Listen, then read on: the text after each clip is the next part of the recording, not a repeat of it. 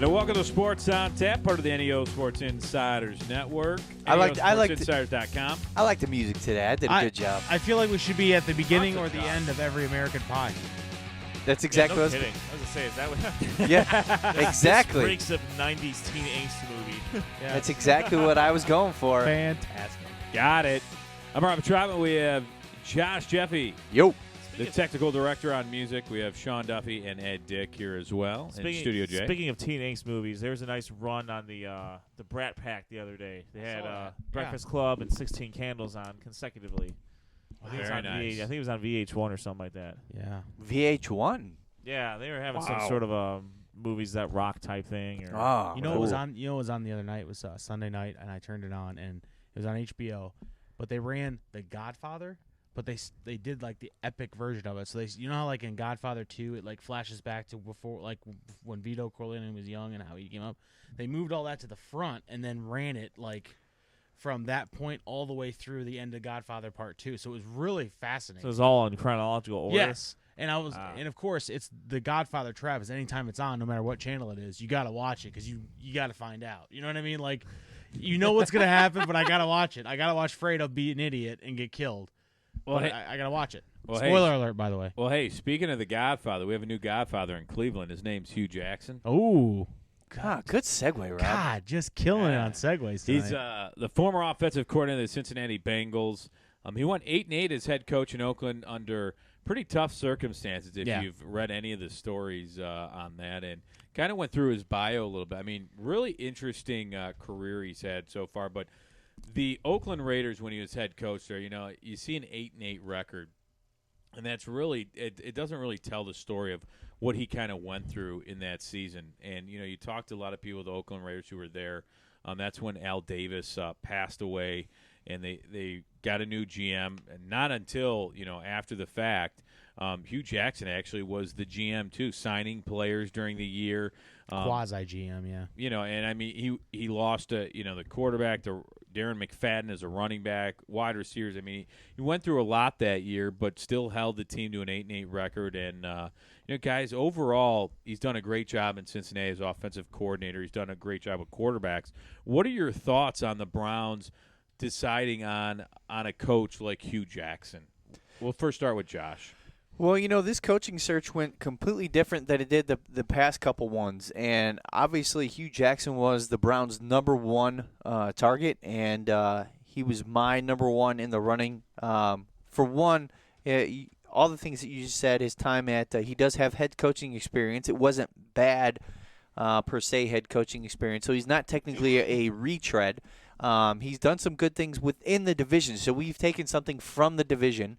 And the Browns did a really good job of getting into the interviews, deciphering who they wanted, and getting that guy they wanted before he went on to a supposed other interview in New York. So kudos to the Browns. Now, whether or not this is going to work, who knows, but I will have to say that I think Hue Jackson will get more time than any of the coaches during the Haslam regime, strictly because I think Jimmy Haslam is very cognizant of the reputation he is getting on being a quick hook guy, firing guys really quickly. So I think he desperately wants to change it, and I think he desperately wants this to work. And maybe I'm just hoping, and maybe it's just my prayers for the Browns that this feels different hiring this guy. It feels like there's a different aura around him. He's confident. He knows what he wants. Things I feel, and again, maybe it's just been so bad, I'm just hoping, but I feel that things are changing for the better for the Browns, and I feel that Hue Jackson is the guy to help turn things around for the Browns. Yes, I struggled there. I was just so excited. So excited. Hugh. I agree with you, man. I mean, listen, this was the guy that he was the hottest coaching name. I don't understand the infatuation with Adam Gase, and it seems like the only one that was really infatuated with him was Miami because they whipped out the checkbook almost immediately. So really, I mean, it was Hue Jackson, and he had his choice. You're telling me he passed up an opportunity to work with Eli Manning at the tail end of his career. He turned Andy Dalton into a pretty good quarterback. MVP candidate. Yes. Before he got hurt. Before he got hurt. You know, he's beaten the Steelers. He's beaten the Ravens multiple times. He's beaten us multiple times. So this is a situation where Jimmy Haslam swallowed his pride and was like, look, I need somebody who's beaten me offensively. Is that what he said exactly? No, but you got to imagine okay. that was part of the interview. I don't know what he said. You beat me. But I'm saying, like, Hired. smart businessmen hire people who could, you know what I mean? Like, you hire the people that have knowledge and know how to know where your weaknesses Can't are. beat them, hire them. Exactly. Exactly. So why not do that? Plus, Hue Jackson, I don't know if anyone caught him on Was it Bleacher Report No, with it was- Jason Cole? it was Hard Knocks when he was Oh, when they covered the oh. Bengals. Not only is he a really smart offensive guy, and he wasn't even the offensive coordinator, but players respected him. He walked up to James Harrison and wanted to fight him. He was joking, but you didn't know that for like the first 5 minutes of that. Joking, not joking. Joking, not joking. Like, that's a guy that's not afraid to get into a guy's face and say, you're not playing well, play better, or you're not going to play. And that's the kind of coach this team needs. This is the kind of coach that's going to set that expectation level for that overpaid defense and the defensive coordinator and say, I'm paying you X amount of money. If you cannot play to what you're being paid, you will not play. And therefore, hopefully you don't get paid. But you know what I mean? Like, he's the guy that's going to hold people accountable. Mike Pettin, for as good of a X's and O's guy he was and a good a defensive mind that he is, and I hope he finds work as a defensive coordinator. Debatable.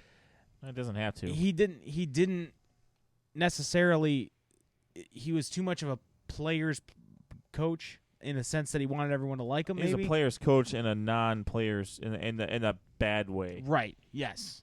Where he more catered to him instead Right. of Hue Jackson is known as a player's coach, Right, but for kind of like different reasons. kind of like Jimmy Johnson was, like, or I'm trying to maybe Pete Carroll probably be a good there example. it is. Well, Pete Carroll's a little bit of a rah-rah guy too. He is, but if you don't produce for him, he has no use for you. That's a good point.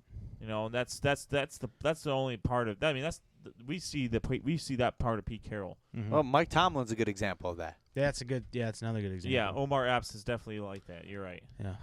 But he also hires idiots as his coaching staff. Sorry, but you're an idiot, Joey Porter.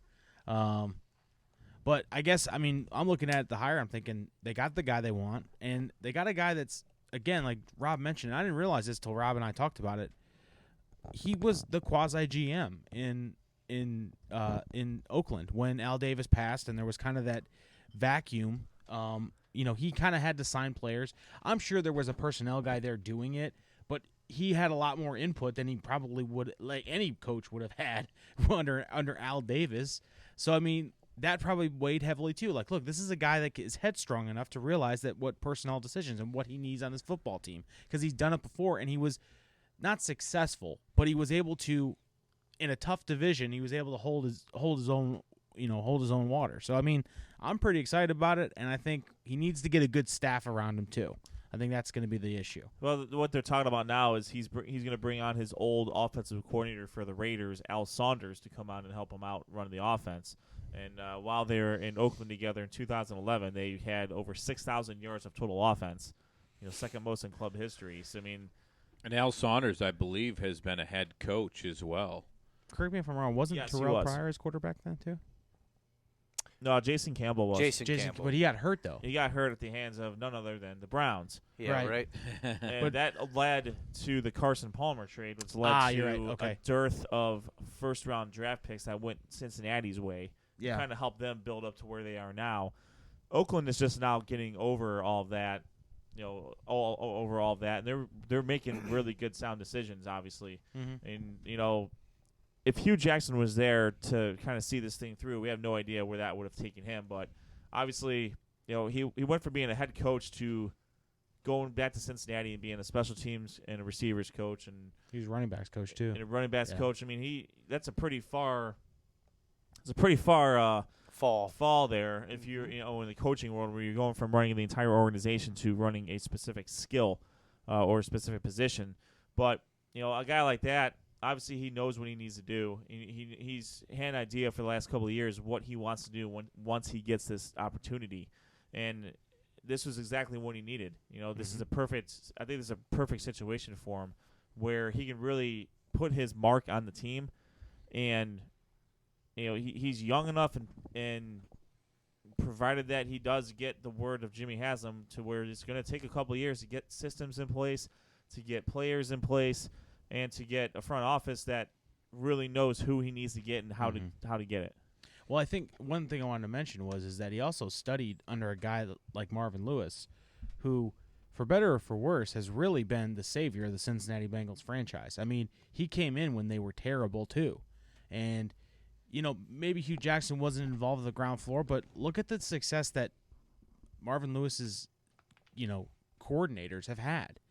Jay Gruden took the Redskins to the playoffs. Mike Zimmer was a bad field goal away from beating the Seahawks in the playoffs. So, I mean, I'm more comfortable with the Marvin Lewis coaching tree right now than I am with the Bill Belichick coaching tree or anyone else. Good because point, we've tried that. And Marvin Lewis, look, as much as people in Cincinnati, and I have friends in Cincinnati that want to see Marvin Lewis running on a rail because he can't control Vontez Burfict or whatever happened in that stupid game. Adam Pac-Man Jones. But here's the thing. Marvin Lewis, and we mentioned that, is a player's coach, but he's also like that. And I think that was the guy I was thinking about, and I should have thought of him. But he's one of those guys, too. He does not care how much you get paid. He doesn't care where you were drafted. If you can produce for him on the field, you will play. If you can't, bye-bye. Sit on the bench. He set the culture. Exactly. And that's what Hue Jackson has to do here in Cleveland is set the culture. And I think – and have the time to do it. Right. Well, and I think with him at the helm, he is – all this talk about analytics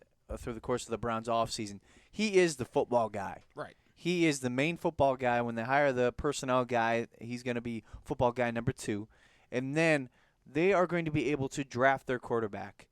They're drafting a quarterback at number 2. I mean, they have to. We're gonna talk about this probably later on. Well, they don't have to. But they're going to draft a quarterback. We know where Rob's at. Yeah, they're gonna draft the best one, and I think it's gonna work because then you're gonna have your coach, and that coach is gonna be able to develop that quarterback to fit his needs, and that's how you start.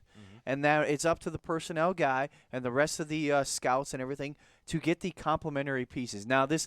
You mentioned this high-priced defense. I think it's going to be vastly different next year. Just a little bit. It's going to be vastly different next year. So you're telling me they might run a 4-3 instead of a 3-4? Well, it all depends on who they hire as defensive coordinator. If it's Ray Horton, who many say is the leader in the clubhouse right now, he's a 3-4 guy. Well, how about, there's also rumors about former Bucs defensive coordinator Leslie Frazier. I like Leslie Frazier. Well, I believe he's also a candidate. Well, I believe he signed on with Baltimore as their secondaries coach. Yeah, I think he's out the table. And Jim, okay. Another candidate was Jim Schwartz, former he Lions signed with coach. Philly. He signed with Philly, obviously. Yeah. So Ray Horton right now, the Browns interviewed him today. He is the lead runner, I guess, and he's a 3-4. We saw him one year when he was defensive coordinator for Rob Chudzinski. And the Browns weren't bad. They weren't terrible. They were kind of middle of the road. Crunch time, they were terrible, though. Yeah, they That's were. the problem. They were what, 9th overall in the league? I think they were 11th. I thought Jim O'Neill did a at hell one of a point they were job 9th, with the but defense. because they fell so badly in the fourth quarter. But I want to point that out. I think we're still paying Ray Horton, by the way. I'm not we sure. Are. We are. We're still paying him. 7 years later, we're still paying I'm not Ray sure how the Horton. offset language worked there, but It worked. He's actually getting paid less. He was getting paid less in Tennessee, and if he gets rehired to a new contract, he will get paid twice by the Browns. You know what? They broke that down. If I was Ray Horton, I'd be like, wait, so if I come back to the Browns, does that mean you stop paying me the first time, or does that continue? If that continues, his contract is he's hired as a coordinator, so his contract for the Browns that would be a very solid hire. Would be offset, so he could conceivably sign for. It'll probably be the difference. Like he'll get paid. I think the Browns are paying about 17 coaches, probably. Romeo Crennel just got done getting paid. good for him. But Ray Horton, I think that's the last time the Browns defense was decent. I mean, you look at the Browns defense. They weren't terrible last year, were they? They weren't terrible, but I don't think they were. I really great do think it's a product of the offense. Chudzinski's offense was not good. The defense on the field probably 60% of the game. So by the end of the game, when you're in a close game, I mean it's not unheard of to see professional athletes just being gassed. I just hope the one player that I want the Browns to hold on to, and he's high priced, is Paul Kruger. I think that guy could be a stud defensive lineman if they play him correctly. They didn't play him No, correctly. I don't know what Jim O'Neill was thinking. With that A guy like no that, clue. a guy like that should not be in coverage at all. He should not Right. be. He should not be covering running backs out of the backfield. He should not be covering tight ends. He should be rushing the quarterback because that's what he's good at. I saw a mock draft where at 32 they ended up taking Jaylon Smith out of Notre Dame, and I'm not saying that to be a Notre Dame homer because the guy's an athlete, and you saw it all year. But imagine lining him up at outside linebacker because that's where they want to play him. He's not an inside linebacker in the NFL. You put him and then Kruger on the outside. Jalen's a guy that could possibly play coverage. Yeah, he did it in college against pretty good talent. He's not a cover corner, but he's a good enough guy to get back there and play coverage. So that if you keep Paul Kruger, you got to get somebody on the other side or somebody to help him, because if you just leave him out there on an island or say rush the passer, then you're opening yourself up to a lot of, small, those stupid running back passes or whatever out of the middle, or because the way that the offenses are geared now, that's pretty much a handoff, and you want a guy that can go side to side, not just rush the passer. And I think Paul Kruger's at that stage in his career where he may just be a pass rusher. Or you switch to a 4-3 and he's down end. There you go. Yeah, that's your other that's your other option. And quite frankly, let's look at the defensive linemen that the Browns have. I mean, you have Danny Shelton, you have Des Bryant, Randy Starks, John Hughes. You're telling me those guys, if you put those guys in a 4-3 instead of a 3-4, I mean, now they're actually able to make plays instead of just trying to take up space. With Paul Kruger and a possible really stud defensive end you pick up in the draft and bring him along. I mean, some of those guys, one of those guys can probably play the defensive end. No, that's what I'm saying. Like you get the somebody guys late. there, and then you got if Armani Bryant gets his head out of his butt, you can put him out there. I mean, that's the interesting thing. I am really interested in seeing how they want to run this defense. I think all defensive line wise, I think we're strong. Yeah, and it might behoove us to maybe go to a 4-3 because we do have a strong defensive line. The linebackers not so much. No, yeah. Can Carlos Dansby play a 4-3 linebacker? I think he's gone. To be honest, he's gone. Yes, he's played pretty well the last 2 years. He has played pretty well, but he's one of those older veterans that. The Browns are in a situation now where they're obviously in a rebuilding mode. Right. Jimmy Haslam said himself. That's one of the guys where I could see saving the salary and developing someone other than Dansby. He's a great leader, but but don't you need players like that to develop the younger players? You also have Xavier Cooper. Yeah. I mean, he's a young player. He's a defensive lineman though. But everyone's talked about moving him to linebacker. Didn't he play linebacker a lot this year? No, that's Nate Orchard you're talking about. Oh, Nate Orchard. And Nate Orchard came on in the end of the season, but how many linebackers have the Browns drafted that have amounted to just Kirksey's average? not been bad. Yeah, Kirksey was all right last year. They played well. Craig Robertson's doing really well. Yeah. And I think he's a good building. And they got the Solomon. Yeah, Scott Solomon got hurt. Scott Solomon got hurt, and he could be a player. They make tackles, but how many guys really make impact plays? Well, I think you make the tackle. How many linebackers do? Dansby, I thought, made a lot of impact I think though plays. with this, you cannot judge anything that would happen this past season because the Browns' defense players even said themselves they had no idea what times they were running, what kind of defense they were running. That's pretty bad. If that's the case, you cannot fully judge this team. That's going to be on Hue Jackson, who actually had a game plan against these guys. So I think when it comes to the defense, he's going to have a good idea of who he wants on that team and who he's not going to want on that team.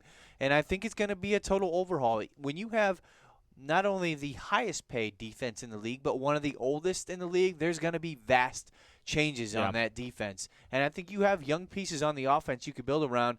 Not to mention, I think he's mentioned that. Actually, I mean, small pieces on the offense that you can build around, right? Well, I think you're definitely going to have to get some big wide receivers, and Hue Jackson has said that. Because I'm taller than three of our wide Hugh receivers. Jackson, just so you know, they asked him what the top 3 offensive positions were that you really need to focus on. He said left tackle, which you have. He said a running back that can be your workhorse but can come out of the backfield and make catches. And then he said you need a speedy, tall wide receiver that can spread defenses out.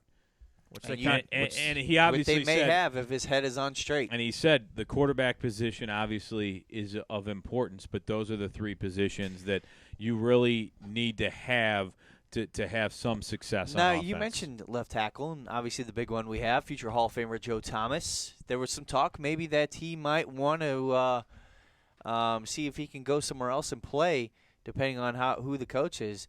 I truly think, and this is my opinion, I think Hue Jackson can sell him on, hey, I think so. Stick with us. You know you don't want to go anywhere. And then he'd be like, well, I beg to differ. Yeah, but I'd like to go to a playoff But then again, team. if a team is willing to offer me a first-round pick, it's a 2 to 3 year building process. I may have to seriously look into it. So either way, I think for the Browns, it's a win-win situation, depending on obviously if they do trade him for a first-round pick, who they get. But it's a big thing, and I really think that how it is with if Joe Thomas sticks around will truly dictate whether or not Alex Mack is here. Those two are really good. Schwartz. I mean, Schwartz, he free agent he's as well. He's a guy that got better and better. I will say that. I was pretty hard on him. I thought he was pretty bad in some games. But, I thought overall it seemed like the offensive line protected the quarterback pretty decent. Obviously, the run game, I don't know if it was the offensive game planning or what, but it just seemed like when you abandoned the run, it seemed like the offensive. It's kind of tough. You abandoned the run, but then when they did run, there were no holes to run through a lot of times. I mean, let's be honest.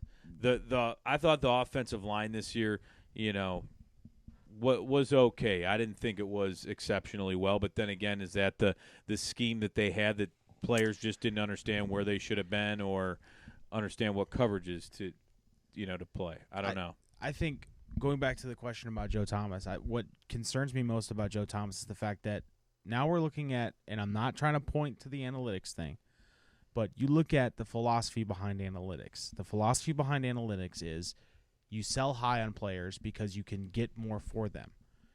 Right now, as much as I love Joe Thomas, and he's been a cornerstone of this team, he's been the only guy. If you look at those souvenir cups they give away at the stadium, he's been on all four of the ones that I've got since I've started going to Browns games. So, but at the end of the day, his market value is a lot higher, and you could possibly, like you said, get even a second round, maybe 2 second-round picks could seal the deal because you get more players. And I'm not saying that it's going to happen. And what I'm saying is that I know we want Joe to stick around, but he's not exactly a spring chicken anymore. And you're going into a situation now where Ryan Shazier is coming off the corner, from Pittsburgh. You got guys like Terrell Suggs and everyone else coming from, and Vontez Crazy Hair Perfect is coming around the corner too. I mean, these are guys, and I'm not saying Joe Thomas can't stand up to it, but how many more years are you going to get Pro Bowl level left tackle out of Joe Thomas before you have to really start reevaluating the position? So why not? Probably another 5 years. Honestly. So in that sense, if you could sell high and get a really high draft pick for a guy like that and pick up maybe a tackle that you could build on, but then again, the third or fourth round. If you're going to draft a quarterback, though, you'd want someone to protect that guy, especially if he's playing day one. I'm not. And again, it's a question because it's tough. If they're gonna pony up a pretty prize for Joe Thomas, a GM's gonna sit there and say, can we get away with this? Mm-hmm. Can I use that money then to maybe re-sign a Mitchell Schwartz? Maybe God, please let Cam Irvin get stronger over the offseason. But that looks bad though. Honestly, if you use that example exactly though, I traded Joe Thomas away. I did get a first-round pick, but now I'm able to re-sign Mitchell Schwartz. No, that's a PR nightmare. But again, well, okay, but the Browns have lived in PR nightmare since they drafted Johnny Manziel and Justin Gilbert. I get that, but you can't worry about the media. I'm not saying if you're worried about media, you're not going to be a good football team. I'm saying that if you look at the philosophy behind I analytics, if you look at what they're trying to do, they're trying to see how they can maximize talent, how they can understand talent. And right now, Joe Thomas is not exactly at the beginning of his career. He's right at the pinnacle where you could sell high on him and get it, and maybe take a team like. I don't know who needs a left tackle right now. I'm just. It would be a playoff team. I don't disagree with that. And you could. But again, I don't think they're going to just settle for one first-round draft pick. No. I think it's going to be give me your first round plus next year's second or this year's second. And chances are nobody will do it. I'm giving you my anchor, my offensive line, because Bill Belichick did the same thing with Logan Mankins, and it worked out pretty good. They won the Super Bowl that year. And not saying that trade was the reason, but what they're talking about doing in Cleveland is what New England's been doing for years. They've been doing analytics. Nobody's been paying attention. It's Bill Belichick being Bill Belichick. He's getting the most out of his players. That's exactly what they want to do in Cleveland. I get that, but the one difference, the major difference in all of that is Tom Brady. Deflating footballs, video cameras, and Tom Brady and Bill Belichick themselves. Right. Those are the two main differences. I'll give you that. Yeah, you have over almost 17 years or almost over 15 years of them to knowing exactly they run the same offense. Right. They know what each other's thinking. They can draw back on previous experiences and say, hey, I saw this look of like 5 years ago when we ran this play. What do you think? Oh, let's try this out. There's none of that right here, at all. So yeah. I mean, no, and I get that. I get where, yeah. Do you know what's more impressive is Joe Thomas learning under 4 different offensive coordinators, new offenses every year. And again, basically. I'm not at all advocating for that. I want Joe Thomas to stay our left tackle. I'd like him to stay. I think that's the best thing. But I also think the problem is that you have no if you're running to build this team young talent. We're going to lose Alex Mack. I know you think that Joe Thomas staying is going to keep Alex Mack. Joe Thomas re-signed and Alex Mack didn't want to re-sign a long-term contract. Well, no, he did. I think he did. We just didn't do it for him. Okay. That was the problem. I think that was a bad mess up by the front office there by letting him go out and find his own deal, and then he was able to find a deal that basically gave him all the power. Right. Jacksonville knew that they weren't going to actually get Alex Mack. And I think the Browns wanted to feel out what his value was too at that time. Trying to, see what other – because I think he wanted a little more money than the Browns were willing to offer, and then they let him go to Jacksonville. Jacksonville offered him a contract, and the Browns quickly, matched it and gave him, another year or something. So the years don't matter. It was the power that he got with it. Right. He got the power to not be transitioned or franchise tagged, and he had that power to opt out after 2 years. So anything that happens after – the first 2 years that he played here doesn't matter because that's his choice. He can do whatever he wants to. So that essentially when he re-signed with us or signed with Jackson when we matched it, we signed him to a 2-year deal. It was a 2-year tryout for him to make sure he wanted to still stay here. And quite frankly, we haven't given him any reason for him to do so at all. One thing I did when I look at the roster, especially the offensive side with Hue Jackson now as the new head coach, who's got to be loving this is Duke Johnson and Isaiah Crowell. Because look what Hue Jackson's offense did for guys like Jeremy Hill and Gio Bernard. Those guys had career years while he was the offensive coordinator. So did Andy Dalton, but we don't have an Andy Dalton quarterback. We can get one, and I think his name is Jared Goff out of California. But that's just my opinion, and we're not going to get into that right now. But or that kid from North Dakota. He had a great year. That dude was pretty good. That dude, his record wasn't great at Cal, but but what Cal's I'm saying offense is that, a high passing offense. Yeah, and I'll take a guy that can chuck it down the field when we need to and turn in hand to Isaiah Crowell and Duke Johnson. I mean, that's essentially the 2 running backs they had in Cincinnati. I mean, the Duke Johnson is more of your catching the pass, making plays, outside of the box, and Crowell and Hill are the guys that pound it in the middle. So this is an ideal situation for those 2 players, and I think you're going to see a big resurgence in the Browns running game. Provided that they can keep the offensive line healthy and the Bengals were able to draft, some nice offensive wide receivers. I mean, they did, Hue Jackson did a nice job incorporating the tight end position. Wide receivers, you have Marvin Jones, you have A.J. Green. I mean, he had all kinds of different weapons there, along with the running back position, and he knew how to use them. That's what's – I mean, Andy Dalton, to me, is a good quarterback. He's not a great quarterback, but he makes it work with – to have that balance of a running game. I remember when all the NFL executives and coaches were saying the NFL running game is non-existent. We're not going to draft a running back in the first or second round because it's not necessary anymore. This is a passing league. I get it that it's a passing league, but you still need the running back position.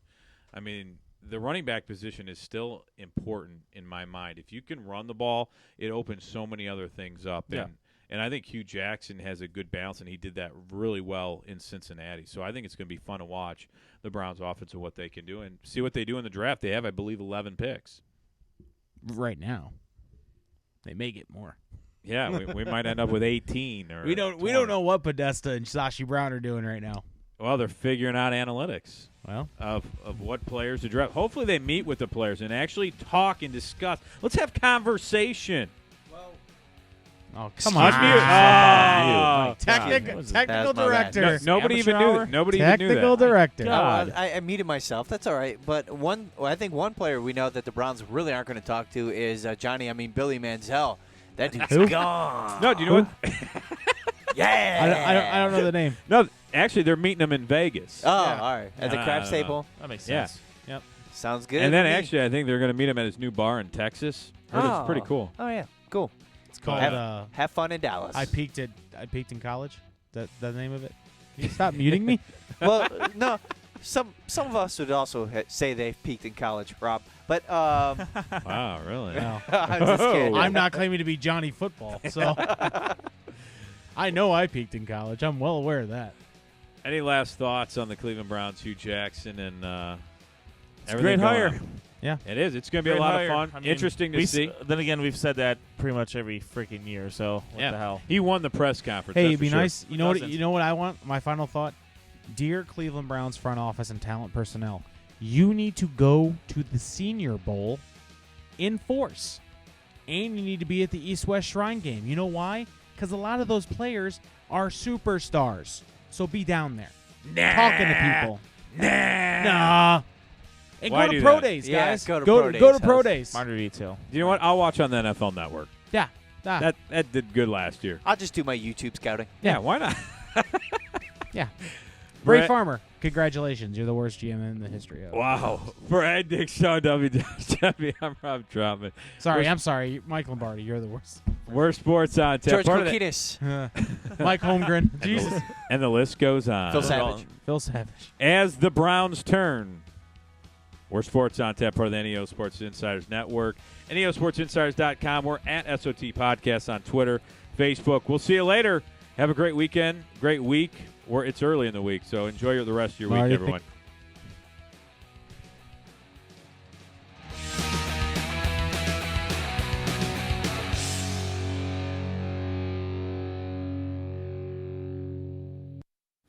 For the best coverage of Cavs, Indians, and Browns, check out NEOSportsInsiders.com. NEOSportsInsiders.com brings you breaking news, opinions, and video from all things related to your favorite Cleveland sports teams. Like us on Facebook and follow at NEO Sports Insiders on Twitter for live updates from all the games. NEOSportsInsiders.com, bringing you the best in Northeast Ohio sports coverage. Join Sports on Tap the first Thursday of every month at Z's Cream and Bean, 2706 Boston Road in Hinckley, Ohio, as Sports on Tap talks local Ohio high school sports, Cleveland sports, and national sports topics. It's all happening at Z's Cream and Bean the first Thursday of every month starting at 7:30 p.m. Join us.